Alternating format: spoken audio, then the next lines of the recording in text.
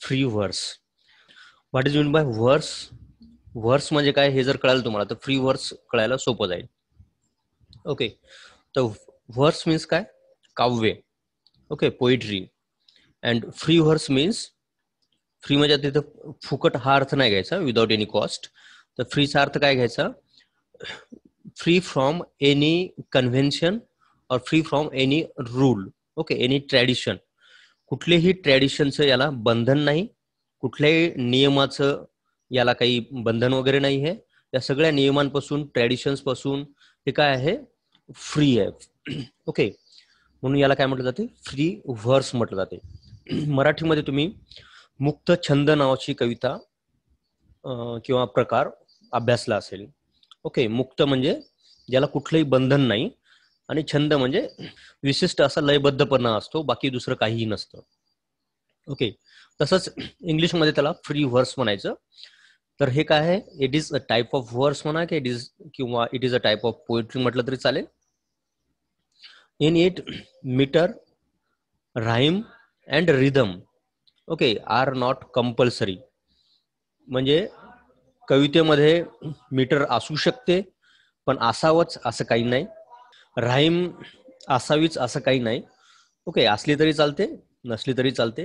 आणि rhythm, rhythm म्हणजे मी तुम्हाला सांगितलं की इंग्लिशमध्ये आयॅम्बिक पेंटामीटर हे मॅक्झिमम पोएट्रीमध्ये वापरलं जातं. तर ते आयाम हे काय आहे? एक रिदमचा प्रकार आहे. ओके, आयॅम्बिक, डॅक्टेलिक वगैरे वगैरे हे याचे प्रकार आहेत. पण आपल्याला तेवढ्या खोलामध्ये जायचं नाही. फक्त रिदम म्हणजे एक लयबद्धपणा असतो, एवढं लक्षात राहू द्या. ठीक आहे, तर मीटर असतं किंवा नसतं याची काही गरज नाही. असली तरी चालेल, नसली तरी चालेल. राईम सुद्धा असली तरी चालेल, नसली तरी चालेल. आणि रिदम म्हणजे लयबद्धपणा सुद्धा, that is also not compulsory. Okay, that free verse can be with this 3 units और can be without this 3 units. Okay, हे 3 गोष्टी असल्या तरी चालतात, नसल्या तरी चालतात.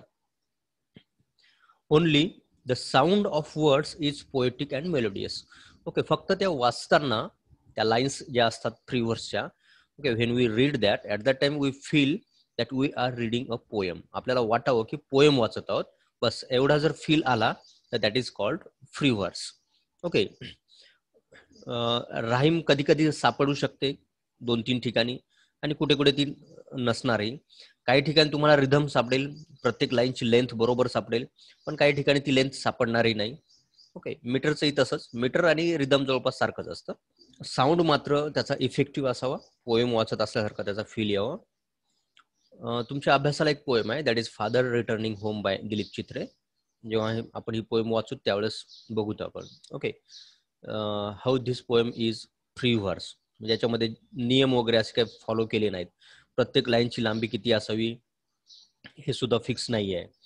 ओके, यमक सुद्धा नाही आहे. तर मग तरी सुद्धा याला एक पोएम आपण म्हणतो. तर का म्हटलं तर कारण की ते एक फ्री व्हर्सचा एक्झाम्पल आहे, ज्याच्यामध्ये मीटर, रिदम, राईम नसली तरी सुद्धा ती पोएटिक वाटतं आपल्याला. Okay, second literary term, that is imagery. We have mobiles, and in that mobile there is one folder called image किंवा images. ओके, तर इमेज म्हणजे काय किंवा इमेजेस म्हणजे काय? तर चित्र. Okay, picture. आणि इमेजरी हे त्याच्याशीच रिलेटेड एक पार्ट आहे. तर इमेजरी म्हणजे असे चित्र जे की शब्दांनी बनवलेलं आहे, किंवा खूप सारे चित्र जे की शब्दांनी बनवलेलं आहे, असं या अर्थाने हे लिटररी टर्म लिटरेचरमध्ये यूज होते. ओके, पिक्चर्स किंवा series of pictures made of words. शब्दांनी बनवलेले चित्र. तुम्ही म्हणाल की आता शब्दांनी चित्र कसं बनवायचं? ओके, शब्दांनी चित्र बनवू शकते, फक्त एवढंच आहे की to see that picture we have to use our imagination, we have to use our brain. Okay, we cannot see it on paper. Okay, एखाद्या कागदावर वगैरे ते आपल्याला उतरवायला नाही जमणार, पण शब्दांनी बनवले चित्र आपल्या मनामध्ये मात्र नक्कीच उतरू शकते किंवा उतरते. ओके, जसं की एखाद्या व्यक्तीचं तुम्हाला डिस्क्रिप्शन सांगितलं. ओके, एक व्यक्ती आहे, त्याच्या डोक्यावरची केस साधारण बाल्ड आहेत, म्हणजे टक्कल पडलेली आहे. ओके, त्याचं नाक छोटंसं आहे, त्याचे कान थोडेसे साईडला आलेले आहेत. ओके, त्याचे डोळे छोटे आहेत किंवा मध्ये आहेत, कपाळ उंच आहे. ओके, चेहरा लांबट आहे. Okay, if you describe every aspect of that person, then a particular picture will be created in your mind. Okay, तर जसं आपण डिस्क्रिप्शन्स वाढवत जाईल त्या पद्धतीचं चित्र तुमच्या मनामध्ये तयार होतं. तर याला काय म्हणायचं? इमेजरी म्हणायचं. आणि लिटरेचरमध्ये हे खूप ठिकाणी आपल्याला पाहायला मिळतात. इव्हन फादर रिटर्निंग होम या पोएम मध्ये सुद्धा आपल्याला खूप सारे अशी चित्र पाहायला मिळतील. त्या पोएम पाहताना आपण बघू. Okay, imagery refers to images or pictures. Okay, imagery म्हणजेच पिक्चर्स म्हणा किंवा इमेजेस म्हणा. इन लिटरेचर, विशेषतः लिटरेचरमध्ये आपण पोएम्स शिकत आहोत म्हणून, persons, scenes and objects are described in detail. Okay, हे करावंच लागतं. जर डिस्क्राईब केले नाही डिटेलमध्ये तर that literature can not be sublime, किंवा ते चांगलं लिटरेचर म्हणू शकत नाही. त्यासाठी जे डिस्क्रिप्शन असतं ते खूप डिटेलमध्ये असावं, तरच ते अधिक चांगलं दिसतं. Okay, this description creates series of pictures in the mind of the reader. Okay, जेव्हा तो व्यक्ती वाचन करतो, तो रीडर, तर त्याच्या मनामध्ये खूप सारे चित्र या डिस्क्रिप्शन मुळे तयार होतात. Okay, and that creation of images is called imagery. Okay, दुसऱ्या शब्दामध्ये, in other words, imagery is the pictures made out of words. Okay, दुसऱ्या शब्दात सांगायचं असेल तर इमेजरी म्हणजे काय, तर शब्दांपासून बनलेले चित्र. That's all. ठीक आहे. Father returning home has many pictures made out of words, ते आपण पाहणारच आहोत नंतर. Third literary term, that is caesura. Okay, remember the pronunciation, it is different. caesura. Okay, spelling पण पाहून घ्या. CAESURA, caesura. ठीक आहे. तर हे सुद्धा तिकडली लॅटिन टर्मच आहे. तर सिजुरा म्हणजे काय, तर तुम्हाला पॉज माहित असतो. Pause means stopping place. कुठेतरी थांबायचं असतं कवितेमध्ये, गाण्यामध्ये. तर that stopping place is indicated by caesura, or that is called caesura. Okay, in poetry, caesura is a stopping place. Okay, जिथं थांबायचं म्हणजे आपल्याला मुक्काम करायचं नसतो. Okay, we have to stop for a while, a very small part of a second. एका सेकंदापेक्षाही कमी कदाचित तुम्हाला थांबावं लागेल. It is a small pause in a line of poetry. Okay, कवितेमधला खूप छोटासा पॉज असतो, खूप छोटा. It comes near the middle of a line. एका लाईन मध्ये कुठेही येतो, पण जनरली तो मिडल मध्ये आला तर अधिक चांगला राहतो. म्हणजे लांब लचक लाईन असतं आणि तो गायक किंवा तो रिसाईट करणारा, रिसाईट मीन्स कविता म्हणून दाखवणे. ओके, तर रिसाईट करणारा किंवा तो सिंगर जो असतो तर त्याला खूप सारा लाईन वाचल्याच्या नंतर दम लागू शकतो. ओके, तर मग त्याला थोडंसं कुठेतरी पॉज मिळायला पाहिजे. तर तो पॉज कुठेतरी मिडल मध्ये येतो आणि दॅट इज कॉल्ड सिजुरा. ओके, जसं की तुम्ही फर्स्ट पोएम पाहिलेलं आहे मागच्या सेमिस्टरमध्ये, मार्क अँटोनीचं स्पीच, आठवत असेल तुम्हाला. ओके, तर त्या मार्क अँटोनीच्या स्पीच मध्ये एक लाईन आहे किंवा फर्स्ट लाईन आहे, I come to bury Caesar not to praise him. बरोबर आहे. तर where is the caesura placed in this line, तर त्या कॉम्याने दाखवलेला आहे सिजुरा. ओके, सिजुरा. आणि तो कुठे दाखवलेला आहे, तर त्या सीझरच्या नंतर. कळलं ना, दाखवायची गरज नाही ना तुम्हाला. तर सीझरच्या नंतर कॉमा दिलेला आहे, तर दॅट कॉमा मीन्स सिजुरा. ओके, आणि तशी काय करावं लागतं आपल्याला, वाचत असताना थोडंसं थांबावं लागतं. जसं की I come to bury Caesar not to praise him. Okay, तर I come to bury Caesar, सीझरच्या नंतर थांबायचं. ओके, स्मॉल पॉज आणि पुढे not to praise him, caesura. Okay, त्यानंतर पॅराडॉक्स. पॅराडॉक्स मीन्स मराठीमध्ये आपण त्याला विरोधाभास म्हणतो. विरोधाभास म्हणजे विरुद्ध असल्याचा भास. Okay, one statement is given and this statement has two parts. Okay, but these two parts contradicts with itself. म्हणजे एक वाक्य असते, त्याच्यामध्ये दोन गोष्टी सांगितलेल्या असतात किंवा दोन वेगळे वेगळे ऍस्पेक्ट सांगितलेले असतात आणि ते दोन गोष्टी एकमेकांच्या विरुद्ध आहेत असं आपल्याला वाटतं. ओके, जसं की एक्झाम्पल सांगतो तुम्हाला की तुम्हाला शांतता हवी आहे तर युद्ध करा. Okay, if you want peace then prepare for war. म्हणजे शांतताही पाहिजे आणि युद्धही पाहिजे. जिथे युद्ध आहे तिथे शांतता राहू शकते का? नाही. बरोबर आहे ना. मग शांतता पाहिजे असेल तर युद्धासाठी तयार व्हा, हे म्हणणं बरोबर आहे का? तर बरोबर नाही. याला काय म्हणायचं? पॅराडॉक्स म्हणायचं, विरोधाभास म्हणायचं. हे म्हणणं बरोबर आहे, वरवर जर विचार केला तर वाटतं की हे चुकीचं आहे. ओके, एकीकडे सांगते की शांत राहा, एकीकडे सांगते की युद्ध करा, तर हे बरोबर नाही असं वाटतं. पण when you think deep at the time you will come to know this is true. Okay, जेव्हा दोन देश एकमेकांमध्ये भांडत असतील, फॉर एक्झाम्पल भारत पाकिस्तान, ओके, आणि आपल्याला जर शांतता पाहिजे असेल तर काय करायचं? एक युद्ध करायचं, पाकिस्तानला हरवून टाकायचं. ओके, आणि हरवल्याच्या नंतर काय होईल? परत तो काय करेल का? करणार नाही. म्हणजे तुम्हाला जर शांतता पाहिजे असेल तर एकदाच निर्णायक युद्ध करूनच टाका. कळलं ना? तर असं वरवर दिसताना ते वाटते की this is not true. Okay, हे कसं समोरचं स्टेटमेंट म्हणते की असं करा आणि दुसरं स्टेटमेंट म्हणते की तसं करू नका. तर असं फक्त वाटतं, पण ज्यावेळेस तुम्ही विचार करता त्यावेळेस ते तुम्हाला पटते. Okay, it seems untrue or confusing. Okay, वाचताना असं वाटतं की this is not true or it can not be possible. Okay, and again it is also confusing, की शांतताही पाहिजे, युद्धही पाहिजे, कन्फ्यूज करणारे वाटतं. पण हे कसं आहे? इट सिम्स, सिम्स मीन्स फक्त वाटतं, पण तसं नसतं ते. इट इज अंडरस्टूड, पण आपल्याला ते तेव्हा कळतं ॲज ट्रू. आपल्याला ते खरं कळतं किंवा ते खरं आहे हे कळतं केव्हा? After deep thinking. जेव्हा तुम्ही खूप खोल विचार करता त्यानंतरच कळतं की yes, this statement is correct. Okay, it has no confusion or it is not false. हे बरोबर आहे हे आपल्याला नंतर कळतं.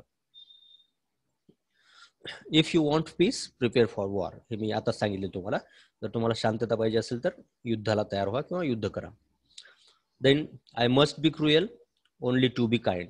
हॅमलेट म्हणतो, मला जर काइंड व्हायचं असेल, म्हणजे दयाळू व्हायचं असेल, तर मला आधी क्रूर बनलं पाहिजे. ओके, त्याच्या सिच्युएशनमध्ये, त्याच्या लाईफमध्ये त्याचे आई मरण पावले, सॉरी, त्याचे वडील मरण पावलेले असतात आणि त्याची आई ही काकासोबत राहत असते, त्याच्या अंकलसोबत, ज्या अंकलने त्याच्या वडिलाला मारलेलं असतं. ओके, आणि मग अशा कंडिशनमध्ये तो म्हणतो की आय मस्ट बी क्रुएल, म्हणजे मला आधी क्रूर झालं पाहिजे आणि क्रूर होऊन माझ्या अंकलला मारलं पाहिजे.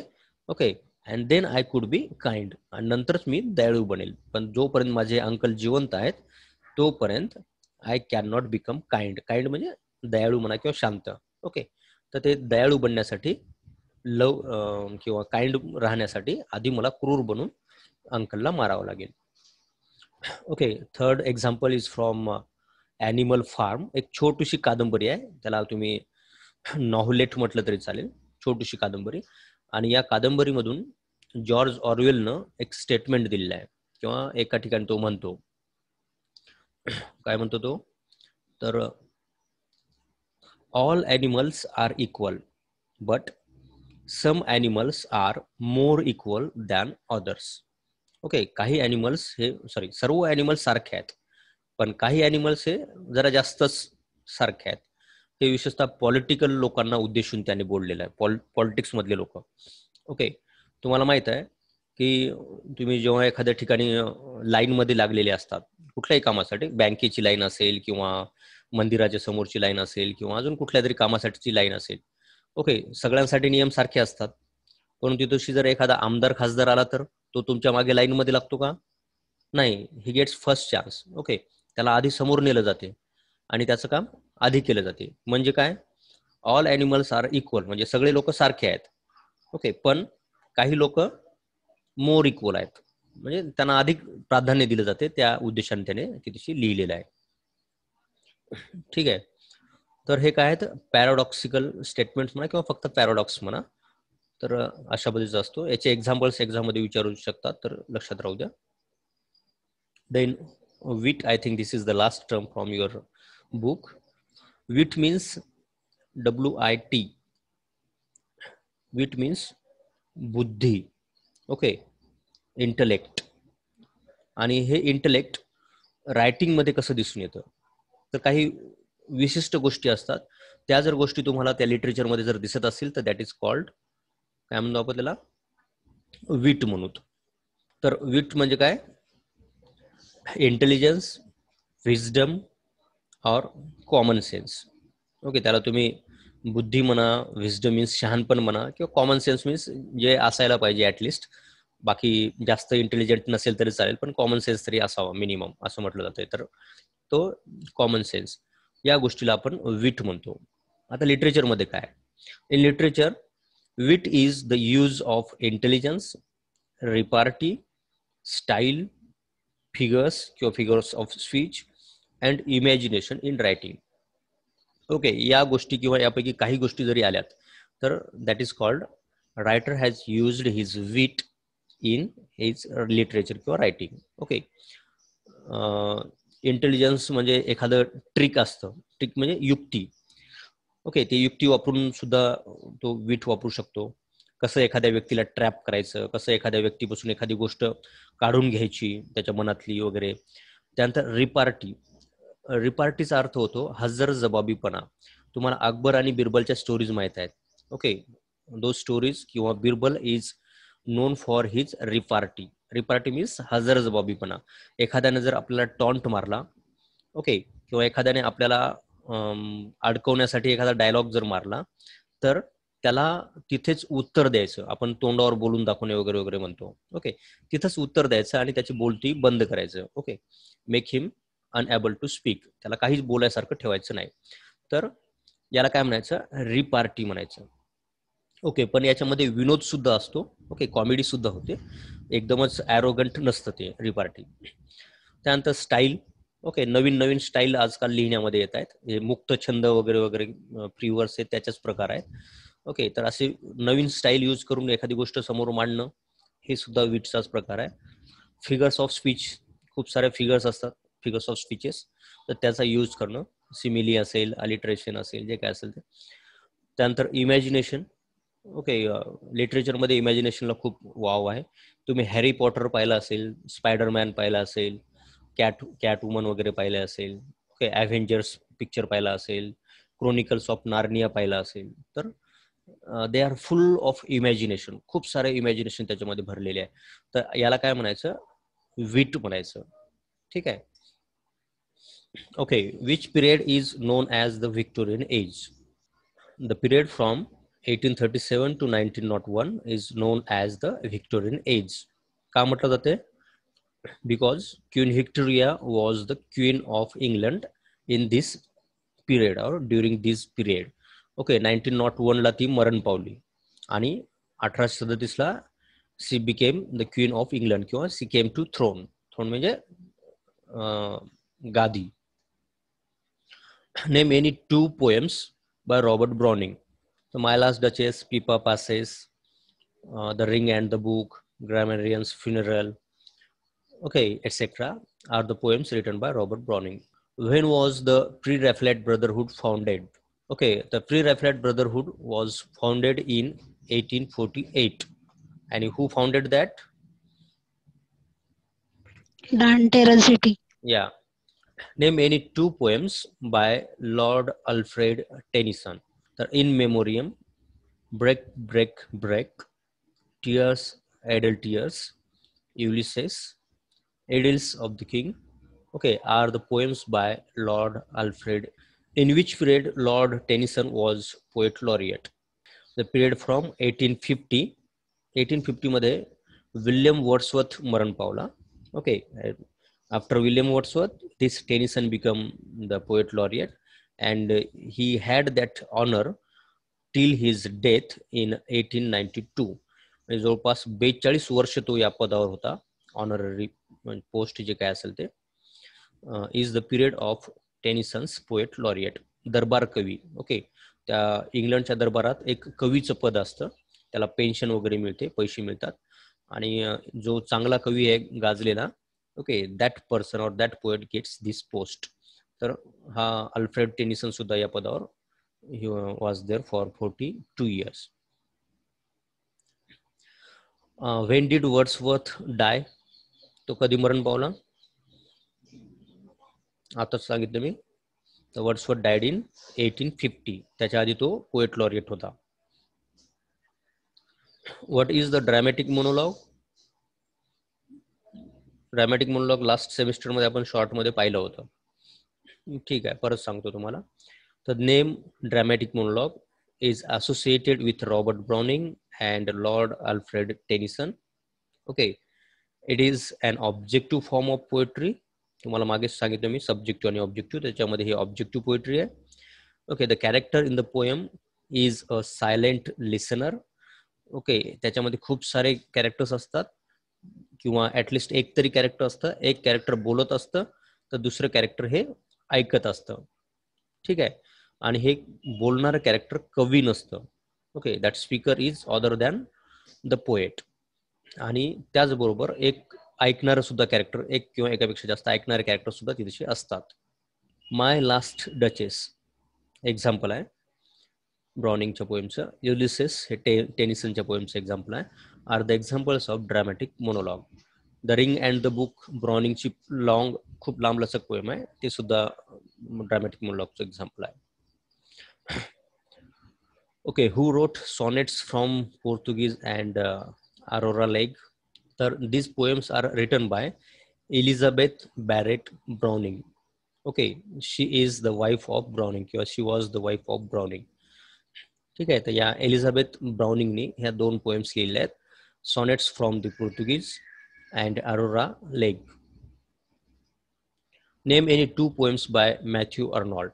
The Thyrsis, scholar gipsy, Dover Beach etcetera are the poems by Matthew Arnold. Who is associated with sprung rhythm. Okay, एक रिधमचा एक वेगळा प्रकार आहे इंग्लिशमधला. Okay, and who is associated with that rhythm. तर G.M. हॉपकिन्स. ओके, हा एक प्रिस्ट पण होता आणि त्यासोबतच त्याने काही कविताही लिहिल्या, विशेषतः रिलिजियस सॉंग्स किंवा रिलिजियस पोएम्स लिहिल्या. Okay, and therefore he is associated with that sprung rhythm. Name any two major Indian poets. हे तर सांगू शकाल तुम्ही. तर Rabindranath Tagore, Kamala Das, Sarojini Naidu, okay, are major Indian poets. These are also major poets from India. Kamala Das, Arun Kolatkar, Dilip Chitre, okay, A.K. Ramanujan, Jayant Mahapatra, Nissim Izgil, okay, and lots more. Who got Nobel Prize in 1913 for literature and for what? 1913 मध्ये Nobel prize कोणाला मिळालं? N capital पाहिजे. Okay, Rabindranath Tagore. Okay, and for what? For his Gitanjali. for his religious poems called Gitanjali. या गीतांजली मध्ये 103 poems आहेत. Okay, and that collection is called Gitanjali, which was published in I think 1910 or 11. Okay, and next year he got that Nobel Prize. Who is the first English poet in India? आपण पाहिलेलं आहे background मध्ये. Henry डोरेझियो. Dereggio. Okay, Henry Dereggio is the first English poet in India. Who is the first woman English poet in India? Toru Dutt. Yeah, Toru Dutt. The Toru Dutt is the first woman English poet in India. Name any two poems by Aurobindo Ghosh or Sir Aurobindo. Okay, who it is prescribed in your syllabus, and Savitri is a kind of epic poem written by this Aurobindo Ghosh. Who translated Says Tuka into English? So Dilip Chitre translated Says Tuka from Marathi into English. Who defended the use of English language in African writing? म्हणजे African लोकांनी English मधून लिखाण करावं असं कोणाचं मत होतं? तर दॅट वॉज चिनो अचिबी.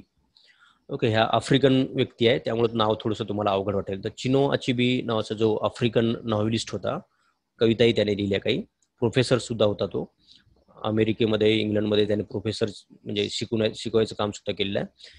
तर याचं म्हणणं होतं की western people think that African people did not have any culture. Okay, European लोकांचं म्हणणं आहे की आफ्रिकेच्या लोकांना काही कल्चर नाही.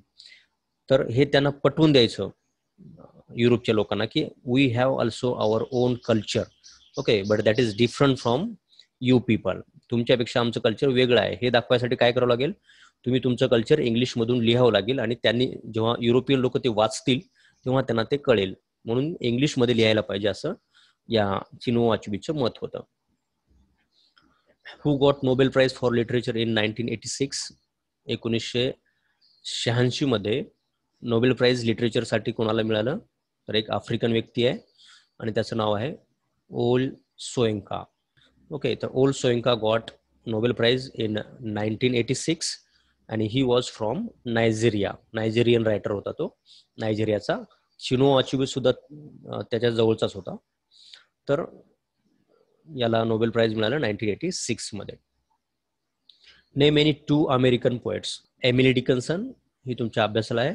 Walt Whitman, Robert Frost are famous American poets. Who wrote on the origin of species. टायटलचं ते स्पेलिंग थोडंसं स्मॉल झालं, कॅपिटल पाहिजे होतं.